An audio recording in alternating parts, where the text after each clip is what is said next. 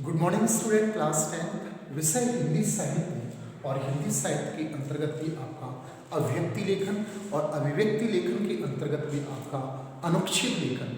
और जो यह अनुच्छेद 20वें नंबर का अनुच्छेद है, अर्थात इससे पहले आप लगभग 19 अनुच्छेदों के बारे में अच्छे से पढ़ चुके हैं और यहाँ 20वां अनुच्छेद है। आज 20वें अनुच्छेद के बारे में हम पढ़ने जा रहे हैं। 20वें अनुच्छेद का जो टॉपिक है हमारा शारीरिक शिक्षा और योग। शारीरिक शिक्षा और योग के बारे में हम पढ़ने जा रहे हैं। शारीरिक शिक्षा से तात्पर्य है शरीर के बारे में आवश्यक ज्ञान, अर्थात शरीर के बारे में आवश्यक ज्ञान, ये शारीरिक शिक्षा कहलाता है। जब तक हम शरीर की संरचना को ठीक प्रकार से नहीं जानेंगे, जब तक शरीर की संरचना को हम ठीक प्रकार से नहीं समझेंगे, तब तक शरीर को कभी भी स्वस्थ नहीं रखा जा सकता, तब तक इसे स्वस्थ नहीं रख पाएंगे। शारीरिक शिक्षा में व्यायाम और योग दोनों का समान महत्व है। शारीरिक शिक्षा के अंतर्गत आपका व्यायाम और योग का महत्वपूर्ण स्थान है, दोनों का समान महत्व है। इनमें हमारा शरीर और मन दोनों स्वस्थ रहते हैं और योग और व्यायाम से हमारा शरीर स्वस्थ रहता है। और जब हमारा शरीर स्वस्थ होगा तो हमारे द्वारा सभी काम अच्छे हैं। अरस्तु ने भी कहा है शरीर को लेकर कि स्वस्थ शरीर में ही स्वस्थ मस्तिष्क का निर्माण होता है। अर्थात आपका शरीर यदि स्वस्थ होगा तो आपके शरीर में स्वस्थ मन, आत्मा और मस्तिष्क का विकास होगा। जब आपका मन, आत्मा और मस्तिष्क जब स्वस्थ होगा तो आप जितने भी काम करोगे सभी आपके अच्छे रूप से काम होंगे, सभी कार्यों में आपको सफलता अच्छे रूप से मिलेगी। यदि आपका शरीर स्वस्थ नहीं हुआ तो सभी कार्यों को आप अच्छे रूप से कर ही नहीं सकते। कहा भी है, साहित्य में भी कहा गया है कि शरीर माध्यम खल धर्म साधन, अर्थात सभी धर्मों में सर्वश्रेष्ठ धर्म है शरीर को स्वस्थ रखना। अर्थात शरीर स्वस्थ है तो सब कुछ स्वस्थ है। योग में विभिन्न प्रकार के आसनों का समावेश होता है। योग कहें तो इसमें विभिन्न प्रकार के शरीर के माध्यम से आसन किए जाते हैं। और गीता में ये कहा गया है योग कर्मसु कौशलम, अर्थात सभी कर्मों में कुशलता रखना ही योग कहलाता है। और गीता में और भी कहा गया है, पतंजलि योग के द्वारा भी कहा गया है चित्तवृत्ति निरोध इति योग, अपनी चित्त वृत्तियों को अपने आप में कंट्रोल कर लेना ही आपका योग कहलाता है। इन आसनों से शरीर के विभिन्न अंगों का भली प्रकार संचालन हो जाता है। और यदि हम योग के माध्यम से विभिन्न प्रकार के हम आसन करते हैं, उन आसनों के माध्यम से जो हमारी आंतरिक कमजोरियां होती हैं, जो हमारी शारीरिक कमजोरियां होती हैं, उनका सबका निराकरण हो जाता है। वो सारी कमजोरियां बाहर निकल जाती हैं। और भी ऐसे कई आपके अंतर्गत रोग होते हैं, उन सारे रोगों की समाप्ति हो जाती है। यहाँ तक मैं तो कहूँगा जितने भी बड़े से बड़ा रोग क्यों ना हो आपके अंतर्गत, उसकी भी समाप्ति कुछ एक पलों में हो जाती है यदि आप योग करते हो। शरीर तो स्वस्थ होता ही है, उसके बाद में यदि आपकी जो आंतरिक कमजोरियां होती हैं वो मजबूती में बदल जाती है। कहा जाता है कि स्वस्थ शरीर में स्वस्थ मस्तिष्क का वास होता है, जैसा कि मैंने कहा ऐसा कहा जाता है। और अरस्तु ने भी कहा है, दोबारा से इस पंक्ति को दोहराऊंगा, क्योंकि स्वस्थ शरीर में ही स्वस्थ मस्तिष्क का निर्माण होता है।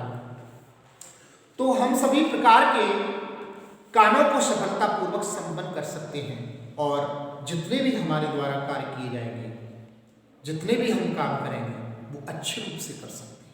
हमें उन सभी कार्यों में सफलता मिल सकती है, क्योंकि सभी कार्यों में सफलता दिलवाने वाले होते हैं हमारा मन, मस्तिष्क, आत्मा होती है और शरीर भी होता है। ये सारे जब स्वस्थ होंगे तो आपके द्वारा किसी भी काम को बहुत अच्छे तरीके से, बहुत अच्छे ढंग से, स्वाभाविक रूप से, कहते हैं यदि शरीर स्वस्थ होता है तो स्वाभाविक रूप से आप किसी भी काम को करते हो अच्छे तरीके से करते हो और वो काम भी बहुत जल्दी रूप से हो जाता है।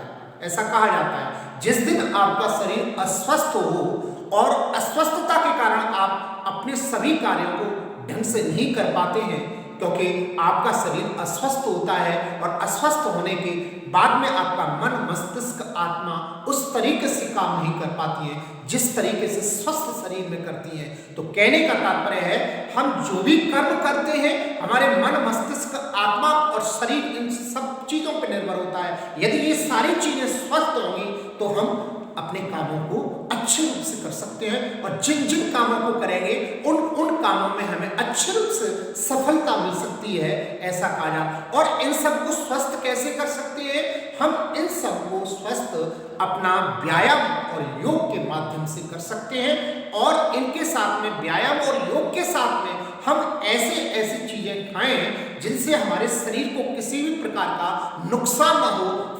जैसे फास्ट फूड का खाना, ये शरीर को विचलित करता है, शरीर, मस्तिष्क, मन, आत्मा को अपवित्रता के साथ में कमजोरी उत्पन्न करता है, शरीर में कमजोरी उत्पन्न करता है। तो कहने का तात्पर्य है कि शरीर के बारे में हमें ये जानना होगा, क्योंकि स्वस्थ शरीर में ही योग और व्यायाम ये दोनों चीजें हो सकती हैं। शरीर स्वस्थ नहीं हुआ, क्योंकि स्वस्थ बनाने में योग और व्यायाम का तो काम ही है, लेकिन यह भी स्वस्थ शरीर में ही अच्छे रूप से किए जा सकते हैं। तो कहने का तात्पर्य, स्वस्थ शरीर आपको करना है तो उसके लिए आपको अपनी खान पान पर भी ध्यान देना होगा कि कौन सी हमें खाद्य वस्तुएं खाने योग्य है, कौन सी वस्तुएं हमें त्याग योग्य है।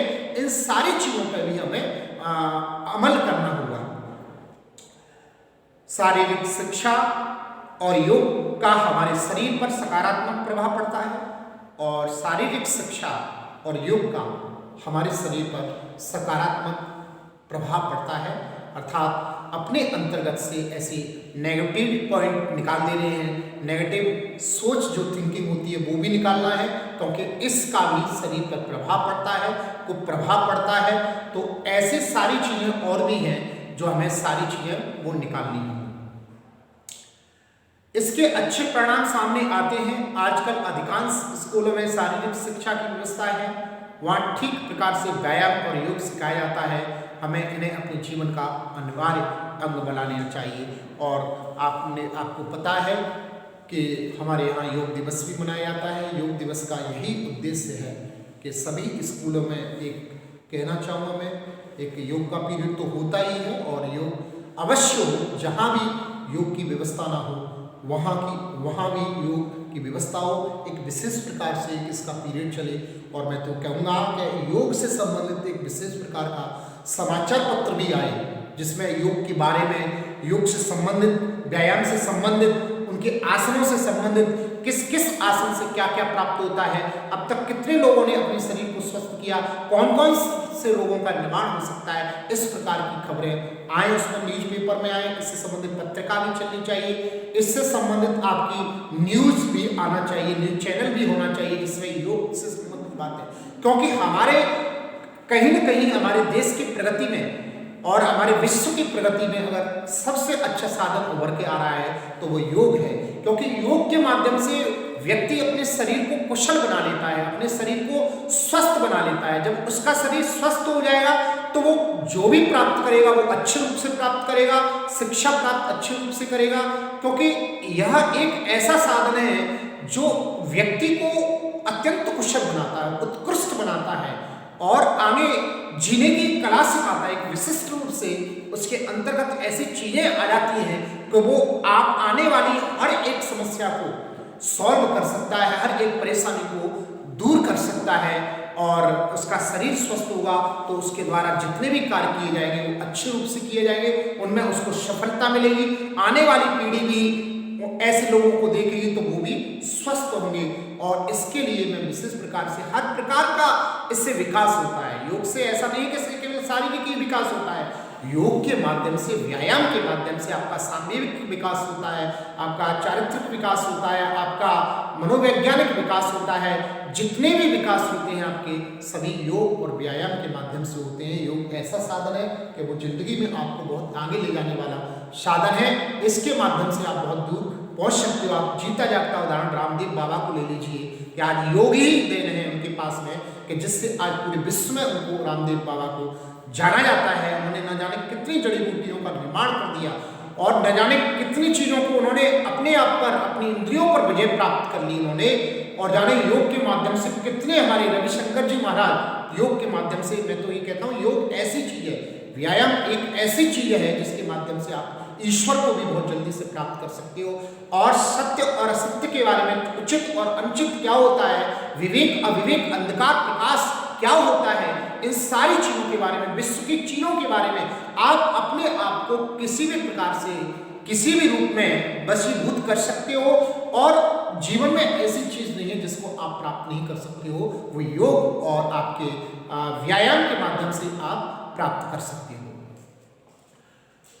तो यहाँ ये आपका शारीरिक शिक्षा और योग से संबंधित जो विषय मैंने प्रस्तुत किया, शारीरिक शिक्षा और योग ये दोनों विषय हर विद्यालय में होने चाहिए। इनके लिए विशेष प्रकार से टीचर्स की व्यवस्था करनी चाहिए, वो प्रत्येक क्लास में जा जाकर इन दोनों से संबंधित बच्चों को शिक्षा दें और उनको आगे बढ़ाएं, क्योंकि ये दोनों शिक्षा एक ऐसी शिक्षा है कि जो बच्चों के जीवन को कुशल बना सकती हैं, उत्तम बना सकती हैं, स्वस्थ बना सकती हैं, उनका हर प्रकार का विकास कर सकती हैं। तो ये दोनों शिक्षाएं हर विद्यालय, हर स्कूल में होनी चाहिए। पुराने लोगों की यदि बात करें हम, पुराने लोग क्यों हृष्ट पुष्ट हुआ करते थे, क्योंकि वो अच्छे से कार्य किया करते थे। आज इतने कार्य नहीं है, शारीरिक रूप से इतने कार्य नहीं किए जा रहे हैं, क्योंकि व्यक्ति बैठा बैठा है। आज देख रहे हैं आप, लोगों की आयु कम होती जा रही है, लोगों का मोटापा बढ़ता जा रहा है, शरीर बढ़ता जा रहा है।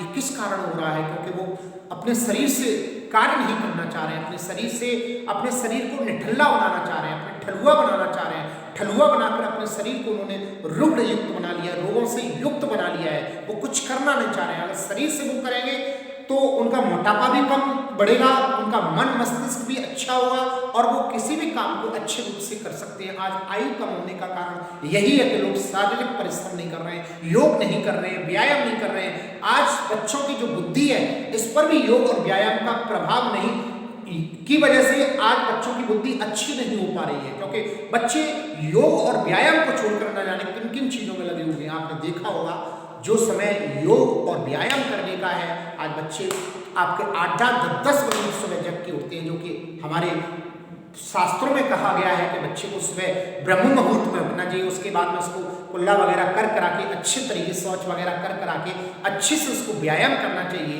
व्यायाम करने के बाद में अध्ययन करना चाहिए। लेकिन आज के बच्चे आपने देखे हैं, क्योंकि 10-10, 11-11, 12-12 बजे फालतू की बातें, फालतू के काम करके मोबाइल पर चैटिंग, मतलब मोबाइल पर और भी ऐसे व्हाट्सएप, फेसबुक को चला कर सुबह उठते हैं, तब भी वही देख रहे हैं, योग और व्यायाम नहीं करना चाह रहे हैं। उसकी जगह पर वो ऐसे ऐसे कार्यों को कर रहे हैं जिनको नहीं करना चाहिए, और उसकी वजह से उनके अंतर्गत तरह तरह के रोग उत्पन्न हो रहे हैं, और रोगों के माध्यम से वे अपने आप को अस्वस्थ बना रहे हैं, और उनकी कम आयु हो रही है। वो अपने आयु से ही पहले वो दुनिया को छोड़कर चले जाते हैं। कहने का तात्पर्य है कि तरह तरह के गेम खेलने, जो गेम उनको खेलने चाहिए, जो उपयुक्त गेम है, वो गेम नहीं खेलने हैं। क्रिकेट का गेम है, वॉलीबॉल का गेम है, और भी ऐसे टेनिस है, बैडमिंटन है, ऐसे गेम्स उसको खेलना चाहिए। इनकी जगह पर पबजी गेम, 2 फायर 3 फायर, कौन कौन से गेम चल रहे हैं, उन गेम्स को वो खेल रहे हैं, जिनसे अपने शरीर की क्षति कर रहे हैं, वो अपने भविष्य को बिगाड़ रहे हैं, वो और अपने जीवन का विनाश कर रहे हैं। वो जिंदगी में कुछ भी प्राप्त नहीं कर सकते हैं ऐसे बच्चे, जो कि अपने जीवन को अपना व्हाट्सएप, फेसबुक और तरह तरह की चैटिंग और तरह तरह के कार्यों में, गलत कार्यों में लगे रहे हैं, जो कि नहीं लगना चाहिए उनको। और जो समय व्यायाम योग का है, उस समय ऐसे कार्यों को कर रहे हैं, ऐसे कार्यों को नहीं करना चाहिए। इससे क्या है, उनकी हानि होगी, परिवार की हानि करेंगे, अपनी हानि करेंगे, आने वाली पीढ़ी की हानि करेंगे, और इस प्रकार यह देश बिल्कुल ही गर्त की तरफ चला जाएगा।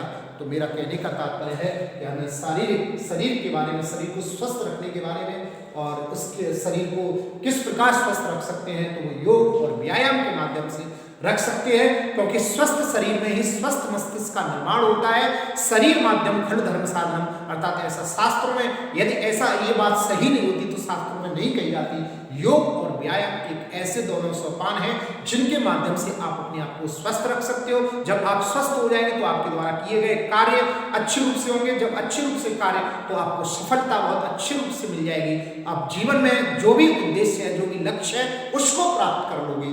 तो हमें अपनी जिंदगी में योग और व्यायाम अवश्य करना चाहिए। तो इस प्रकार यह टॉपिक आपका हो जाता है। और भी इस टॉपिक में जो कुछ भी बचा हो तो आप बाद में पूछ सकते हो, क्लास में भी पूछ सकते हो। Thank you, all the best, may God bless you.